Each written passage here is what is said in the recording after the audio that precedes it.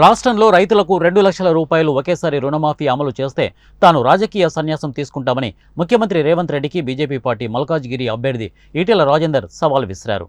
ఆదివారం ఆల్వాల్ పరిధిలోని HMT colony, Brindavan colony, Alwal hills కాలనీలలో మహేందర్ రెడ్డి ఆధ్వర్యంలో ఈటెల రాజేందర్ సమావేశం ఏర్పాటు చేశారు. ఈ సందర్భంగా ఈటెల మాట్లాడుతూ బీఆర్ఎస్ పార్టీకి మల్కాజ్గిరి పార్లమెంటు ఎన్నికల్లో డిపాజిట్లు కూడా రావని అన్నారు. పార్టీ జెండాలతో సంబంధం లేకుండా దేశంలో ఆర్థిక వ్యవస్థ బాగుపడుతుండడంతో పాటు ప్రపంచ చిత్రపటంలో భారతదేశం ఆత్మగౌరవం దక్కాలంటే అది మోడీతోనే సాధ్యమని అన్నారు. తెలంగాణ సమగ్రాభివృద్ధి కోసం బీఆర్ఎస్ పార్టీకి కాంగ్రెస్ పార్టీ ఓటు వేసినా లాభం లేదని అన్నారు.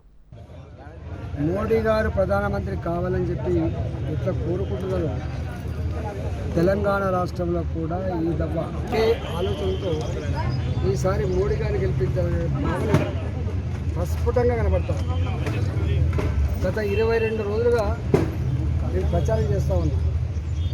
గేటెడ్ కమ్యూనిటీలలో, అపార్ట్మెంట్లలో 200 మంది నుంచి మొదలుపెట్టి 1000 మంది వారు ఒకటే మాట అంటున్నారు, ఈ దఫా పార్టీ జెండాతో సంబంధం లేదు, మా ఏకైక సంబంధం ఈ దేశం పురోగమించాలంటే, ఈ దేశ ఆర్థిక వ్యవస్థ బాగుపడాలంటే, శాంతి సామరస్యం వెల్లువిరియాలంటే, ప్రపంచ చిత్రపటం మీద భారత జాతి ఆత్మగౌరవం పెరగాలంటే, ఇవాళ Lumbini park, Saibaba temple, Gokul Chaat bomb మూతలు లేకుండా ఉండాలంటే మోడీ గారి హయాంలోనే సాధ్యమని చెప్పి ఇవాళ తెలంగాణలో రేపు తెలంగాణ సమగ్ర కూడా ఇక్కడ వైద్యపరమైన సమస్యలు కావచ్చు, విద్యాపరమైన సమస్యలు కావచ్చు, ట్రాఫిక్ సమస్యలతో బాధపడేటువంటి ఈ అల్వాల్, అదేవిధంగా కొంపల్లి రోడ్ల